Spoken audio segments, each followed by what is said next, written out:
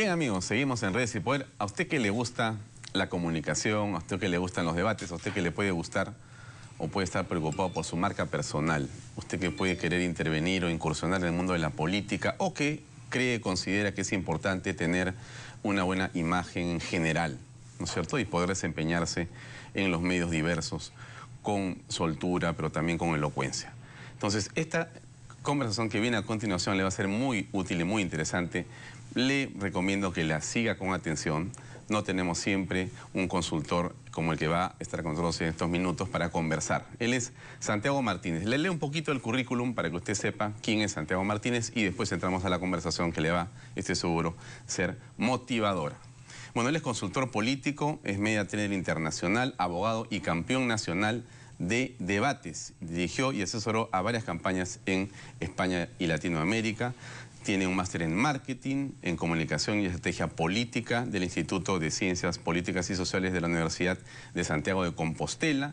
Adscrito a la Universidad Autónoma de Barcelona, imparte clases de comunicación política y empresarial en algunos de los máster más prestigiosos en diferentes universidades del del mundo y también, por supuesto, aquí en el Perú. Santiago, gracias por acompañarnos. Gracias a vosotros por invitarme una vez más. Muchas gracias. Hay un tema que quizá está de moda y es esto de la marca personal, del branding personal. Cómo las personas, no necesariamente jóvenes, inclusive a veces los más mayores, desean o necesitan o quieren mejorar su branding personal. Sienten que las redes sociales, sienten que el mundo de la tecnología los ha sacado un poco del track, un poco de la realidad, un poco de la vitrina y se han quedado simplemente conectados a su red de contactos antigua, digamos, ¿no es cierto? Y no están presentes en el debate de los medios o en las redes sociales. Entonces, el branding o la marca personal es un tema del que se habla mucho y se dice, bueno, pero ¿cómo hago?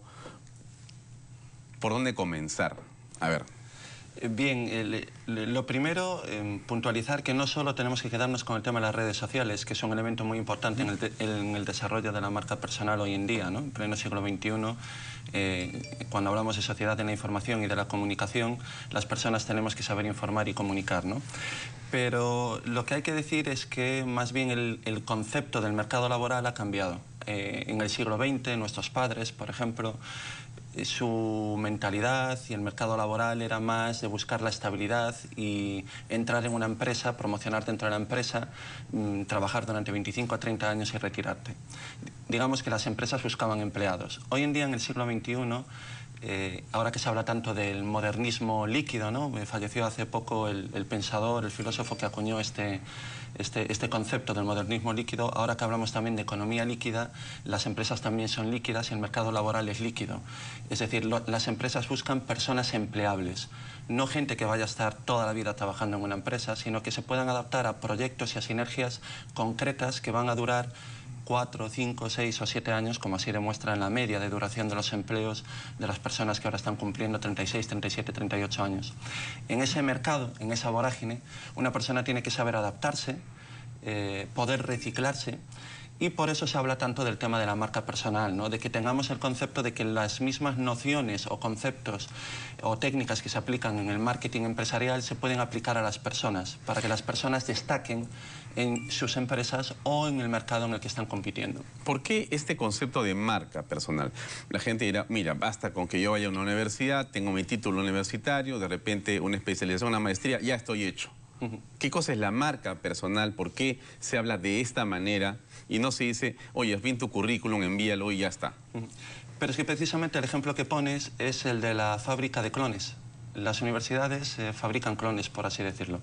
El sistema que tenemos actualmente de educación y de formación de nuestros jóvenes hace que generemos personas que salen clonadas para el mercado laboral. Pero es curioso que eso es una paradoja, porque si concebimos a las personas como, por ejemplo, una botella de agua natural en un supermercado, si pasamos por el pasillo donde están las estanterías con las botellas de agua natural, todas las botellas cristalinas y transparentes, nunca vamos a reparar seguramente en esa marca, salvo que vayamos a comprar el agua natural. Ahora imaginemos que una marca o una empresa embotella su agua de color azul. Eso llamará la atención. Lo que quiero decir es que con la marca personal lo que se busca es destacar. Toda persona siempre tiene en su existencia, en su vivencia, en su forma de ser, en la pasión que le pongan las cosas, en sus aficiones o incluso su formación, elementos que le hacen o le pueden hacer destacar o diferenciarse de sus competidores. Es decir, buscar el color azul de esa botella para que la gente te vea en la estantería del supermercado donde estás compitiendo con tus compañeros por un ascenso dentro de una empresa, o si eres freelance por los mismos clientes dentro de un sector o rubro. Ahora, ahí entonces está el reto de cada persona de poder descubrir qué parte de su espíritu, de su pensamiento, es ese color azul. Sí. Y entonces, ¿cómo lo pones y lo expones? ¿No es cierto? ¿Cómo lo puedes colocar en el mercado? Ahí es muy importante la parte de la comunicación. Cuando hablamos de personal branding, hablamos de que esa persona tiene que ser auténtica. Evidentemente tú tienes que demostrar y ser algo que eres, no puedes aparentar ser lo que no eres. Y eso tienes que hacerlo además de manera consistente. Pero sobre todo tú tienes que mostrarlo y demostrarlo. Tú puedes tener en esencia o en potencia unas grandes capacidades o habilidades para entrar en un determinado mercado o ser una persona influyente en una empresa. Se suele decir que el 20% de los empleados en una empresa, en una organización, generan el 80% del valor total de esa empresa. Tú puedes tener esa capacidad para ser ese 20% que puede mover o condicionar una empresa en positivo. Ahora, pero si no lo muestras, si no le haces ver a la gente que pasa por el supermercado que eres relevante, que eres diferente, es como si no lo fueras, ¿no? Y le ocurre a políticos, a empresarios, a comunicadores, a abogados, a profesores, escuela, absolutamente a todo el mundo. Bueno, has hecho referencia a este esquema de Pareto, ¿no es cierto? El famoso 80-20 o 70-30, que lo que hace es que ese 20% te genera el 80% de valor. Y eso siempre ocurre en muchas cosas de las que hacemos. El tema es descubrir cuál es ese 20% y en todo caso cómo tú te puedes ubicar ahí, ¿no es cierto? Pero cuáles deberían ser, digamos, la atención. ¿Cómo puedes tú saber por dónde deberías llevar tu carrera y cómo podrías construir tu marca personal? Ya me has dicho, hay que encontrar en el espíritu y en el alma el color azul, como un ejemplo.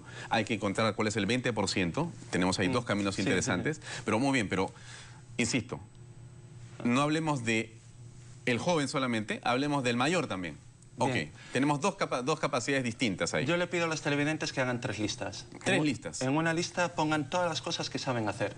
Como si saben hacer el payaso, malabares, pescar, salir de caza, andar en bicicleta, absolutamente todo. Luego en una segunda lista deberían poner lo que quieren hacer, qué cosas les gustarían.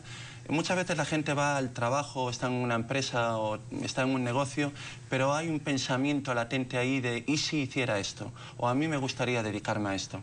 Bien, yo quiero hacer eso, ¿no? Hago la lista de las cosas con las que yo sueño o quiero hacer. Y en una tercera lista pongo las cosas que el mercado me podría pagar, que el mercado me puede decir que existe una demanda para eso que sé hacer y quiero hacer.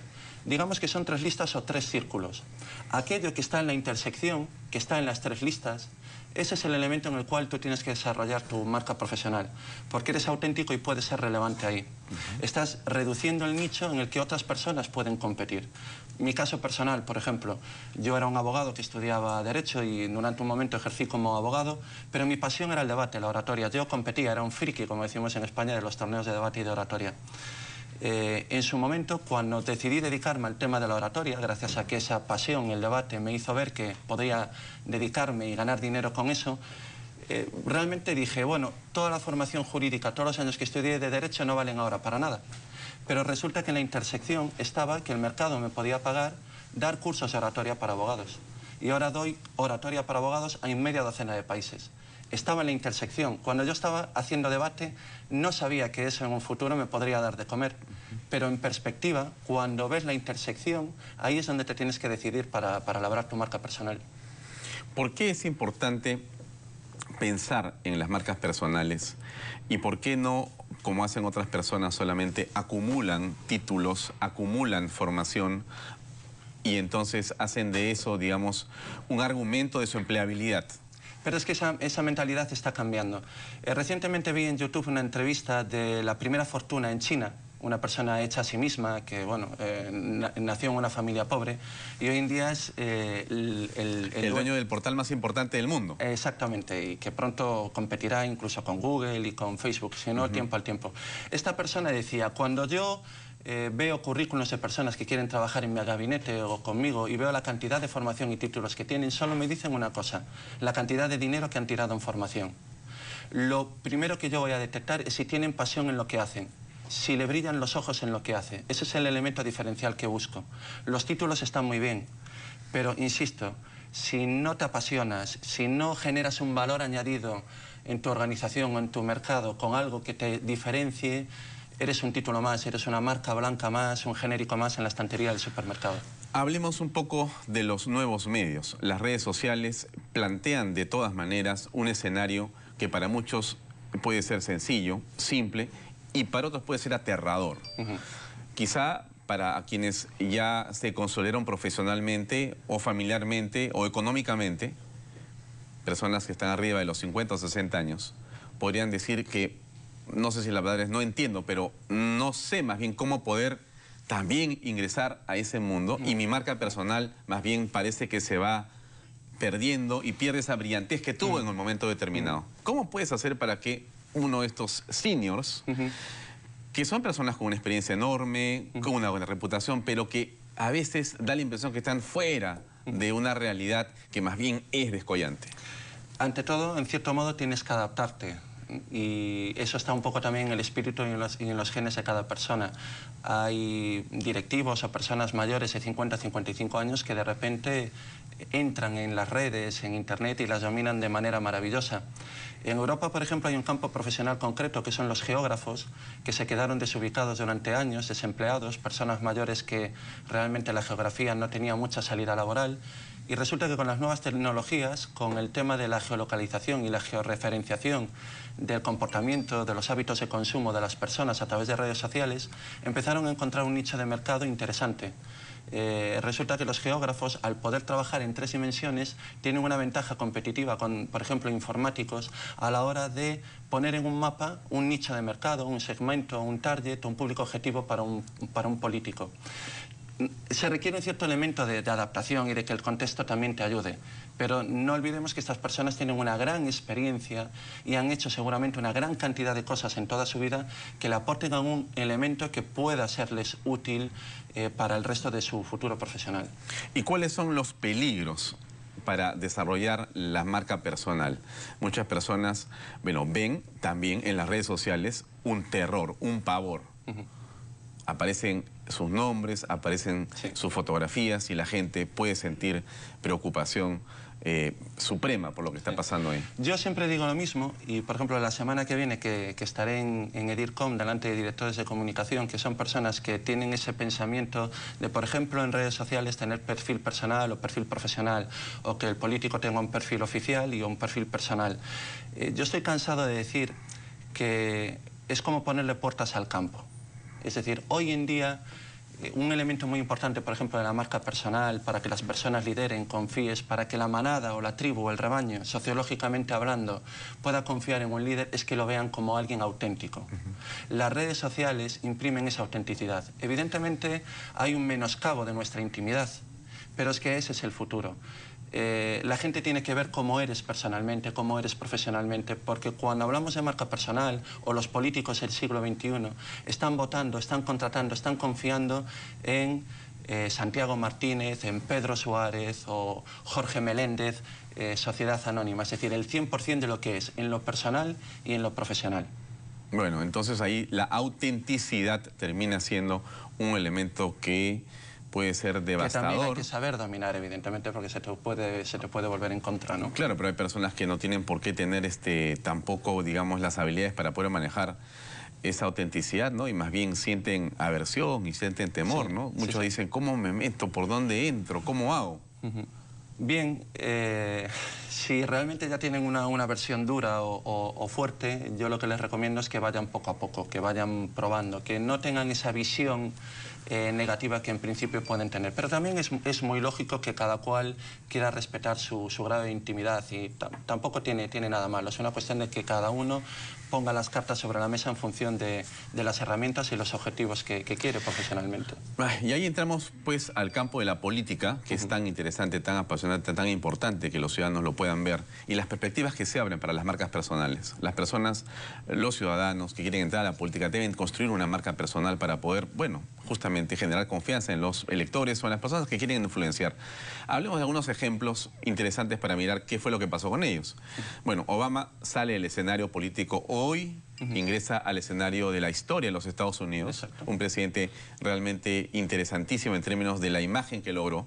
Discutimos seguramente la parte de sus políticas públicas, ese es otro tema, pero en cuanto a la imagen es un hombre que se manejó casi de manera impecable, sí, ¿no es cierto? Sí. De hecho, es paradójico que es el presidente que abandona el cargo con la mayor valoración, apoyo popular de la historia, y quien le sucede es el presidente que, bueno, recién hoy ha jurado el cargo y entra con la peor valoración de la historia, cuando normalmente una persona al iniciar el cargo hay una cierta ilusión o esperanza de que vaya bien y suele tener, bueno, cifras positivas, ¿no? Entonces se da una paradoja bien curiosa en los Estados Unidos. Ahora, en el caso de Obama, es un presidente o un personaje político que tiene características casi hollywoodenses, que sin parangón en la historia de los Estados Unidos y creo que en la historia de cualquier presidencia de algún país en el mundo. Los que han seguido de cerca el caso de Obama, yo me he permitido seguirlo con bastante rigurosidad en cuanto a la presentación de su imagen. Ya al final era un showman en la Casa Blanca, haciendo videos casi todos los días de diversos tipos de cosas. O sea, era realmente muy interesante ver a Obama. Ahora, llegamos a Donald Trump. Y Trump es un producto también del branding y de la marca personal. ¿Por qué? Sí, yo opino que es un producto del personal branding porque fue una persona pionera al final de los años 80 en darse cuenta que cuando él salía en las revistas y en los celuloides sobre sus affairs con su mujer y sus novias, él se dio cuenta que la presencia mediática le generaba un retorno en cuanto a su posicionamiento de su nombre. Eso incluso le generaba beneficios. Y llegó un momento en que realmente su negocio no era tanto el inmobiliario, sino el ponerle nombre a edificios que otros construían y él cedía el nombre a la Trump Tower a cambio de un royalty. Es un ejemplo de, en los años 90 de cómo se ha ido labrando una marca personal hasta el punto de convertirse en el presidente de la primera potencia mundial. Si vemos el progreso de su marca personal a continuo desde un inicio hasta el día de hoy, es muy interesante ver cómo ha tenido ese olfato para adaptarse constantemente y aprovechar bien el contexto, incluso cuando parecía que los adversarios eran más fuertes que él o incluso el contexto, varias quiebras económicas que él tuvo. Ahora, pero tiene también un rechazo importante, notable. Tú has señalado con claridad ahora que uno se va en olor de multitud y uno entra en olor de críticas. Sí. Hay en este momento en Nueva York, cerca de justamente el Trump Tower, un grupo de personas mayoritario que están haciendo una protesta muy fuerte. Lo ha habido toda la tarde en Washington y en otras ciudades de los Estados Unidos de una manera como nunca se ha visto en la historia justamente de ese país. Es una persona que evidentemente polariza mucho. O se le quiere o se le odia. Y parte de su éxito también se ha basado en el hecho de que quien le quería no lo manifestaba tanto públicamente. En comunicación es una de las cuestiones que se suele hablar, de la teoría de la espiral del silencio. Yo no manifiesto que apoyo a alguien o que voy a votar a esa persona porque la presión social me cohíbe el expresarme de esa manera, porque no es políticamente correcto que yo lo diga, pero en el fondo esa motivación o intención de voto hacia esa persona está y no se supo calcular, pero él supo administrarla brillantemente durante la campaña. Yo soy el primero que me sorprendió la victoria de Donald Trump. Lo digo, al día siguiente hubo muchos que se quisieron poner la medallita en plan de que habían advertido que Donald Trump había ganado porque simplemente habían dicho, ojo que puede ganar Donald Trump. Pero bueno, es como tirar una moneda y decir que puede salir cara o salir cruz. Realmente Donald Trump lo tenía todo en contra, el partido, el contexto, los medios, la inversión publicitaria. Y ganó, bueno, incluso perdiendo 2 millones de votos de diferencia en voto popular con Hillary Clinton, y eso explica un poco lo que tú dices, ¿no? La crítica que empieza a haber en las calles, porque la gente no se cree que realmente una persona así llega a presidente. No ha jurado el cargo y ya censura a un periodista de la CNN, y hoy el discurso que dio para quien creía que el cargo le iba a suavizar, el discurso que dio hoy es totalmente una declaración de intenciones para quien quiera abrir los ojos y escucharle. Muy bien. Santiago, muy amable. Gracias por tu presencia esta noche. Estoy seguro que los amigos de Redes y Poder han disfrutado de esta entrevista. Gracias por acompañarnos. Gracias a vosotros, muchas gracias. Bien, amigos, es viernes. Los viernes nos despedimos hasta el próximo lunes, como siempre. Yo siempre les recomiendo a todos los que desean, por supuesto, ir el domingo a misa. Siempre es bueno la oración para reconfortar y para poder avanzar. Gracias por acompañarnos. Nos vemos el próximo lunes a las 8 en punto aquí en Redes y Poder. Muy buenas noches. Buen fin de semana.